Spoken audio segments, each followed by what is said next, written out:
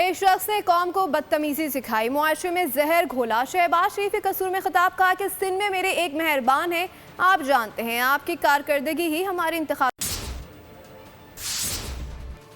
ایک خدمت ہے نواز شریف کی اور دوسری طرف دھوکہ، فراڈ اور جھوٹ ہے۔ یہ ملک کے خلاف کتنی بڑی سازش تھی۔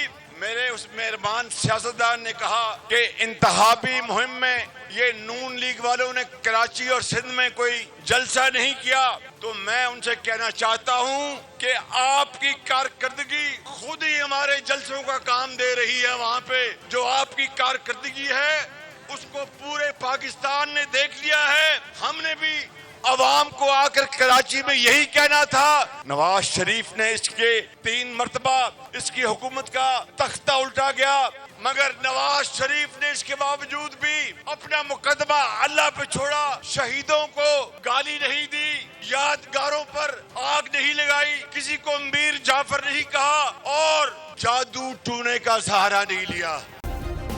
سبسکرائب کریں اور بیل دبائیں تاکہ کوئی خبر رہ نہ جائے۔